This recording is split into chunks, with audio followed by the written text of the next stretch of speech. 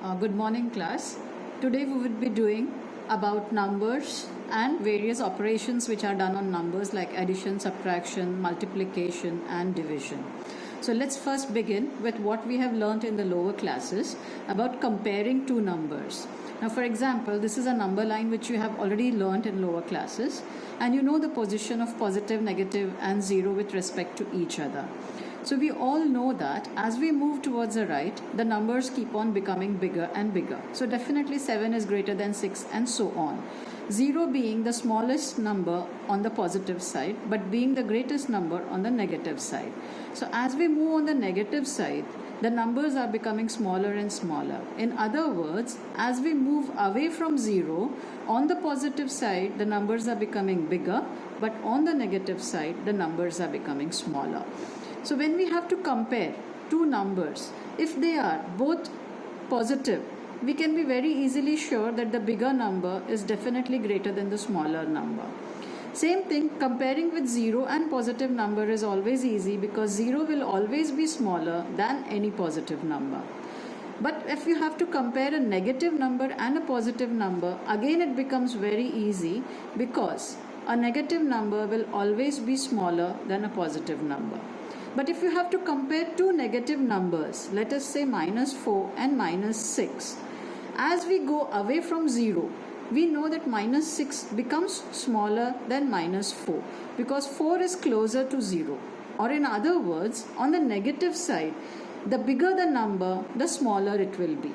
So this is how comparison of numbers are done on a number line. So even without a number line, it would be very easy to compare numbers if you know the concept that on the negative side, if the number is bigger, it is smaller, and on the positive side, a bigger number is always bigger than the smaller number. Now let's say if we have ratios, the same principle follows for the ratios also. Let us say we have a negative number -2/3 and a positive number 3/4. And if we are asked to compare these numbers, definitely the positive ratio will always be greater than the negative ratio. No operations or no calculations have to be done. Directly it can be written that the positive number is always greater than the negative ratio. Similarly, if a comparison between 0 and a negative ratio has to be done, it will definitely be 0 which will be greater than the negative number because 0 comes on the right hand side of negative numbers. Similarly, if 0 and a positive ratio has to be compared, 0 will always be smaller than a positive ratio. So comparison between 0 and a negative positive or between negative and a positive ratio is very easy. Just by merely looking at the numbers, we can conclude which one will be greater or smaller. But when two ratios are of the same sign, let us say we have a 2/5 and 3/4. These are both positive ratios. And when we have to compare these two positive ratios, just by mere observation would not be sufficient. We will have to do some operation on it to confirm which one is greater. So there are two methods. First one being is we just multiply the numerator of the first number with the denominator of the second. So 2 into 4 being equal to 8. And then we do the same thing for the second numerator, that is 3. We multiply with the denominator of the first number and we get answer 15. Now 15 is greater than 8. And how did we get 15? By multiplying the numerator of the second ratio. Hence we can say that the second ratio is greater than the first ratio. This is the first method. Second method is by making the denominators same. Like here, for example, if this is 5 and this is 4, how do I make these denominators equal? If I will multiply this by 4, it will become 20. And if I multiply this by 5, it will become 20. So in other words, what I do is up and down, I multiply by the same number to get a denominator same with 20. Second ratio 3/4, I multiply by 5 and I get 15/20. Now you can see that the denominators are same in both, and hence we can compare the numerators. Which is greater, 8 or 15? So we find 15 is greater than 8 as we had got here. This is just an expanded version of the first method. So now we know 15 is greater than 8. That means again the second ratio 3 upon 4 is greater than the first ratio 2 upon 5. So this is how comparison of ratios is done. Now let's go to the next topic, which is addition property of ratios. Let us say if I have to add two ratios, 2 upon 3 and 5 upon 7. Now the principle that we do is of following LCM, or in other words, making the denominator same so that we can add the numerators. Now here if you will see, if I multiply 3 by 7, I will get 21, and 7 by 3, again I will get 21. So what we do is we multiply the first ratio by 7, which is the denominator of the second ratio, and we multiply the second ratio with the denominator of the first ratio. So what we get is 14 upon 21 and 15 upon 21. So now the denominators are same. So very easy, we can just add the numerators and we get our answer of the problem. This is how addition of ratios is done, by making the denominators same. Same thing can be done even for subtraction. For let us say I have a question like this, where I have to subtract two ratios with different denominators. We follow the same principle. The first ratio we multiply with the second denominator, and the second ratio we multiply with the first denominator. So what we have is 1 into 3 upon 5 into 3 minus 1 into 5 upon 3 into 5.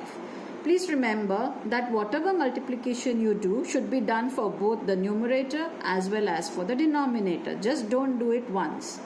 So 1 into 3 is 3, 5 into 3 is 15, minus, again minus 1 into 5 is minus 5, and 5 into 3 is 15. So we have made the denominator equal again, and now it's easy. We just have to subtract the numerators. So it becomes 3 minus, and in the bracket minus 5 upon 15. Now as you all are aware, minus into minus is plus. So what we get is 3 plus 5 upon 15, which is nothing but 8 upon 15. So this is how subtraction also is done, and addition, by just making the denominators equal and by performing the addition and subtraction in the numerators. So just for better understanding, let us have one more example. Let us say 4 upon 5 plus minus 2 upon 3. Now what we do is we multiply the first ratio with the second denominator, which is 3, and we multiply the second ratio with the first denominator, which is 5. So what we get is 12 upon 15 plus, now this is minus 2 and plus 5. So the answer that we get is minus 10 upon 15. So it becomes 12 plus minus 10 upon 15. So when you know one number is positive, one number is negative, and when we have to add them, it will be actually the subtraction and the sign of the bigger number. So 12 minus 10 is 2, and 12 is the bigger number, its sign is positive. So the answer that we get is 2 upon 15. So I hope you have understood how to add and subtract ratios. Now let us go to multiplication and division. So let us say I have 12 upon 5 to be multiplied by 3 upon 7. So what we just have to do is, this by sign is nothing but a short form for multiplication sign now. Now when we have to multiply this, the first step that we do is we check whether there is anything which can be cancelled up and down, that is between the numerator and the denominator. So here you can see I cannot cancel 7 by 3 or by 12, neither can 5 get cancelled by 12 and 3. So only what we do is we multiply the numerators and the denominator. So 12 into 3 is 36, 7 into 5 is 35. That gives us our answer. Let's have one more example. Let us say 4 upon 7 to be multiplied by minus 14 upon 3. So first step is we convert this by into a multiplication sign. Now if we will notice, we can definitely cancel 7 and minus 14 because 7 2s are 14. So what we do is 7 1s are 7 and minus 2 is 14. Now there is nothing else left which can be cancelled. You should remember that we cannot cancel 4 and 2 because both are in the numerator. Cancellation has to be up and down between the numerator and the denominator. So now nothing is left. So what is left is 4 upon 1 into minus 2 upon 3. So now the answer is 4 into minus 2 is minus 8. 1 into 3 is 3. So this is how we get multiplication. And by cancellation, if there is anything that can be cancelled. Let's take one more example for better understanding. 8 by 5 upon 32. So we continue with the same process. Now you can see when there is nothing in the denominator, it can be safely written as upon 1. So now you can see 8 and 32 can be cancelled. 8 ones are 8, 8 fours are 32. So what remains is nothing but 1 into 5 is 5, 1 into 4 is 4. So we get the answer 5 upon 4. Now let's have the same procedure for division. Let us say I have to divide 7 upon 12 by 1 upon 4. So what we do is, again we convert this by into a division sign. Now to divide this, it's easier to convert it into multiplication rather than division. So how it is converted is, when you convert this division sign into multiplication sign, the ratio which is there after the division sign becomes reciprocal. That is 1 upon 4 will become 4 upon 1. Just the reverse, up and down. Now we just have to perform a simple multiplication. Now you can see we can cancel 4 and 12. 4 ones are 4, 4 threes are 12. So now we are left with a very simple ratio which we just have to multiply. 7 into 1 is 7, 3 into 1 is 3. So our division has given us the answer 7 upon 3. Let's have a few more examples for clarification. Let us say 2 upon 6 by minus 4. So what is the first step? We convert this by into the division sign and we write the second ratio as it is. As I have already told, if there is nothing in the denominator, we can safely put 1. Next, what is the next step to do?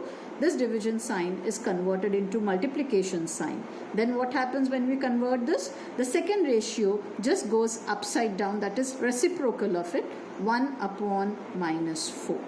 Now again we check whether we can cancel anything. Yes, definitely we can cancel. So we have this cancelled. So now what happens is 1 into 1 is 1. 3 into minus 4 is minus 12. We never leave a negative sign in the denominator. So we just shift it up. So the final answer that we get is minus 1 upon 12. Let's have another example. 0 by minus 1 upon 3. So again we convert the by into a division sign. Next we convert it into a multiplication sign. Now you know anything we multiply by 0 is nothing but 0. So we get our final answer as 0. So I hope you have understood these basic principles, what we did, of how we compare numbers, negative numbers, positive numbers, negative ratios, positive ratios, the addition of ratios, subtraction of ratios, multiplication and division of ratios. So the first assignment that you would be getting would be basically following all these principles. So see this video properly, understand the rules and then do your assignment nicely. Thank you.